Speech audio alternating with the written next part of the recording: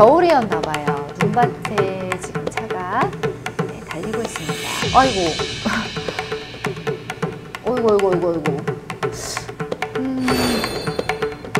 충분히 앞에 이제 차가 지금 네, 가로막다시피 거의 네, 저렇게 있었고요.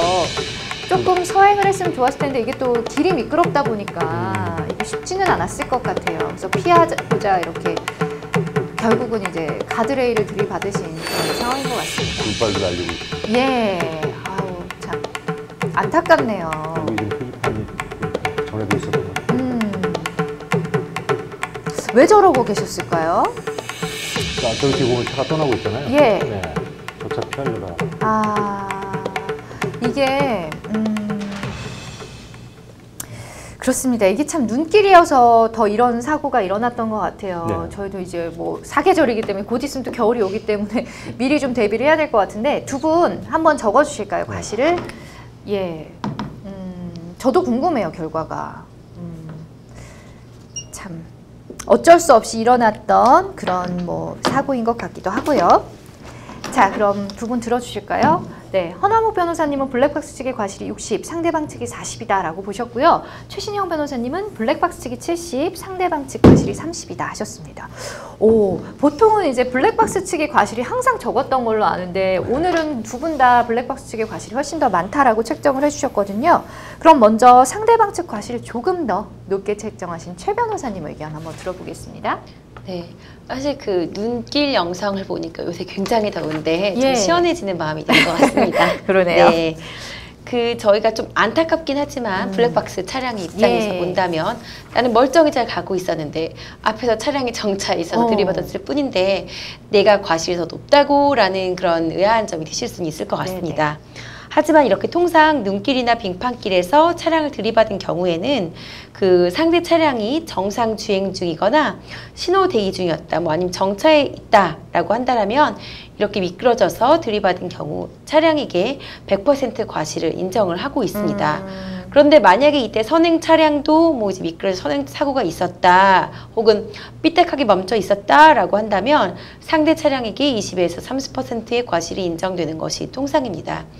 이 사고 같은 경우는 이제 폭설이 내리는 중에 보니까 그 길도 굉장히 지금 눈이 많이 쌓여 있고 또 오랜 기간 조금 빙판길로 되어 있는 것으로 보여지고요. 예. 이 앞에 멈춰 있는 차량도 뭐 앞에 차량을 뭐 피하려고 했거나 아니면 빙판길에 뭐 이제 회전을 해서 이렇게 가운데에 이렇게 정차를 하는 이제 불가피한 상황으로 보여집니다. 예.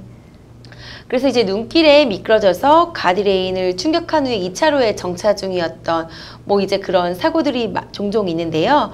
이런 경우에 이제 하급식 판례에서는 이제 후행 이제 차량이 이제 받았다고 하더라도 이 책임을 100%로 보는 것이 아니라 선행에 있었던 사고 차량에게도 과실이 있다라고 봐서 이제 과실을 뭐 이제 선행 차량이 20%, 뭐 후행 차량에게 뭐 80% 이 정도 인정한 사례가 있습니다. 그래서 왜냐하면 이제 눈길에서 이제 충분히 서행하지 않고 진행한 차량에게 좀 큰 과실이 있다라고 보기 때문에 블랙박스 차량에게 과실이 크다라고 저희는 봤던 것인 거고요.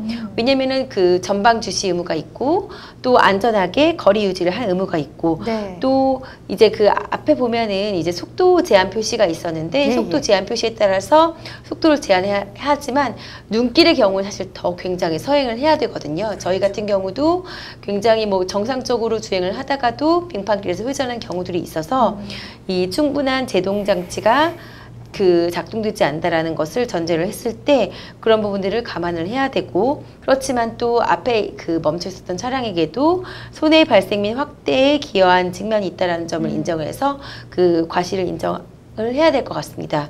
그래서 저는 이 눈길임에도 불구하고 상당한 속도로 주행했었던 이 블랙박스 차량, 그리고 충분히 서행하지 않았으며 전방 주시 의무와 안전거리 유지 의무를 게을리한 과실이 있다는 점에서 좀 70%의 과실이 있다라고 보고 앞에 차량에게 손해 확대에 기여한 책임을 물어서 뭐 30%의 과실을 좀 인정을 해야 되지 않을까라고 판단을 해보긴 했습니다. 아, 그렇군요. 네. 완전 이해가 잘 갔습니다. 그러니까 일단은 네, 눈길이라도 이 교통사고 차량에게 그 민형사상 책임이 가벼워지는 것은 아니라는 점에 대해서 조금 주의해야 될 것 같습니다. 그렇군요. 어쨌든 뭐 눈길이든 빗길이든 미끄러져서 들이받은 경우에는 원래는 100%의 과실이 있는데 이번 경우에는 이제 앞차도 손해확대에 좀 기여했다 했기 때문에 이제 70% 정도로 한다. 네, 예. 네네 맞습니다. 그리고 사실은 이제 도로나 이제 시설관리물 책임들이 또 있는데 예. 이제 국가나 지방자치단체 그리고 도로공사한테 이제 손해배상을 청구할 수 있는 경우들도 있습니다. 만약에 충분히 제설 작업이 이루어지지 않았거나 노면이 상당 기간 동안 뭐 오랜 기간 동안 결빙된 상태로 방치되어 있을 경우에는 이 상습 사고 발생 지역임에도 불구하고 또 안전표지판 설치하지 않았다라고 하면은 그 10에서 30%의 과실 책임도 물을 수 있다라고 합니다. 아, 네. 그렇군요. 반면에 이제 상대 차량이 조금 더 과실비를 높게 책정해 준 허 변호사님 의견도 궁금하네요. 네, 그 블랙박스 차량이 눈이 쌓인 도로에서 주행하던 중에 이제 커브길을 지나가고 있지 않습니까? 예. 그 눈길에서 주의무를 위반하고 또는 이제 조향 미숙으로 인해서 정차했던 것으로 보이는 상대 차량을 피하지 못한 것은 이제 명확히 보입니다. 이 눈길 교통사고는 이제 운전자가 눈길에 미끄러지면서 운행 중인 차량이나 정차 중인 차량을 충격하는 사고가 사실 대부분입니다. 네네. 그렇기 때문에 당사자들로서는 이게 천재지변으로 의한 것인데 나한테 과실이 인정된다는 건 좀 너무한 거 아닌가 억울해할 수 있는 상황이긴 합니다. 예. 이제 당시 도로 사정을 한번 보면 평소에도 이제 초입에 보면 이제 50km 표지판이 있거든요. 네. 속도 제한이 있는 것으로 이제 영상 초입부분에 나오고 이런 도로에서 눈길이나 이제 빗길인 경우에는 20-30% 이상 감속을 해야 되는데요. 여기에 또 커브길이기 때문에 더더욱 이런 경우에는 감속을 해야 됩니다. 블랙박스 차량은 영상으로만 보면은 한 40-50km 정도의 속도로 계속해서 주행 중이었던 걸로 보이고 특별히 감속을 하거나 이런 거는 뭐 보이진 않는 것 같아요. 예. 또 이제 이 도로를 다시 보면 자세히 보면 이게 도로 폭은 좀 2차로가 될 수 있는 정도의 폭입니다. 약간 이제 시골길이고 그래서 이제 일방통행 도로인지 아니면 중앙선이 있는 도로인지는 식별이 안 가지만 지금 현재 눈이 많이 왔기 때문에 교통량도 뜨면서 결국 실제로는 1차선처럼 운영되고 있었던 도로입니다. 이제 충돌 직전 상황을 한번 보시면요. 네네. 이 선행 정차 차량 앞으로 바로 앞으로 사륜구동 차량이 막 떠나가는 걸 볼 수 있습니다. 예. 네, 그래서 무슨 이제 일이 있었던 걸까요? 예, 그러니까 제가 볼 때는 아마 그 차량을 선행 차량도 속도를 줄이지 않고 가다가 갑자기 그 앞에 차량이 나타나니까 브레이크를 밟다 보니 자기 차가 돌아버린 거죠. 그 뒤에 바로 뒤따라오던 차량이 바로 이 블랙박스 차량이 된 것 같습니다. 그래서 이제 우리 법원에서는 뭐 하급심에서 그 방금 최 변호사님께서 잘 지적해 주셨습니다만은 이게 굉장히 유명한 판례입니다. 뭐 트럭이 이제 이 눈길에 미끄러져가지고 정차하고 있던 중에 네. 뒤에서 2차, 3차 사고가 난 경우입니다. 그런 경우에 그 후방 차량들에 대해서 과실을 80% 정도 인정한 사례입니다. 후방 차량이 훨씬 더 네, 많은 그렇죠. 과실. 정차된 차량이 이제 20% 정도를 봤던 사례죠. 똑같은 사례입니다. 보통 이렇게 다중추돌 사고가 나는 경우가 많습니다. 예를 들어서 뭐 눈길에 미끄러져 가드레일을 충격한 후에 2차로에 정차 중이던 선행 차량을 뒤따르던 후행 차량 2대가 순차 추돌한 경우에 후행 차량들의 책임을 80%로 제한하되 후행 차량 상호 간 과실 비율은 80%를 나눠서 동일하다. 이렇게 본 사안입니다. 네. 뭐 결론 내리자면 법원에서는 일반적인 눈길 정차 차량을 후행 차량이 이제 충격한 경우에 후행 차량에게 오히려 70-80% 정도의 과실을 적용하고 있습니다. 좀 이제 또 다른 측면에서 보면 후행 차량에게 피할 공간 자체가 없는 상황이잖아요. 네. 이 상황 같은 경우는 네. 그 아까 했던 그 상황은 다릅니다. 방금 말씀드렸던 그 판례의 경우와 좀 다른데요. 그래서 이 경우에는 좀 더 특수한 조건에서 일어난 사고라는 점을 감안해야 되지 않을까 하는 게 제 생각인데요.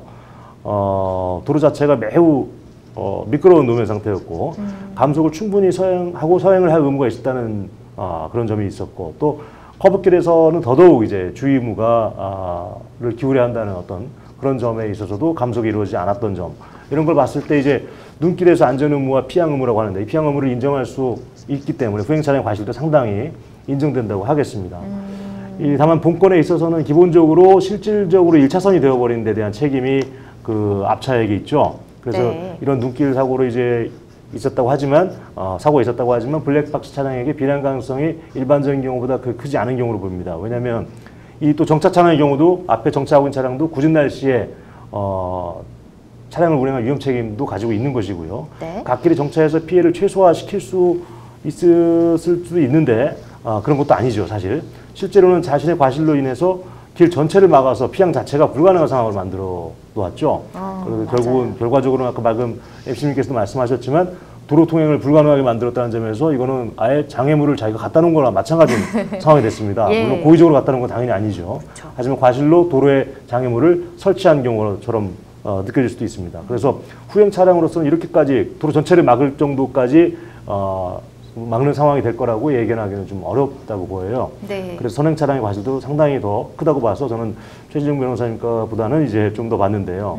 이 외에도 이제 다른 차량에 그러니까 예를 들어서 이렇습니다. 불법 주정차의 경우에는 그냥 서 있던 차량을 갖다 뒤에 충격을 해도 10%는 자기 책임이 있습니다. 예, 그냥 정차했던 차량도 예, 예. 불법 주정차이기 때문에. 예, 그런데 그렇죠. 이 외에도 이런 여러 가지 사정들을 다 감안해 본다면 50%까지 올라가는 걸 적용하는 경우도 있긴 있습니다. 근데 이제 본 사안 같은 경우는 본인도 이제 좀 과실이 있죠. 이렇게 여러 가지 그런 것들을 감안했을 때 예, 일반적인 다중추돌 사고의 경우는 좀 다른 것이 이제 앞차 사고 자체가 사고가 아니라 자신의 과실로 정차해서 도로 전체를 막고 있던 상황이라는 점에서 일반적으로 후행 차량이 이제 과실 책임을 모두 지는 일반적인 경우와는 좀 통상적인 경우와는 좀 다르다고 생각됩니다.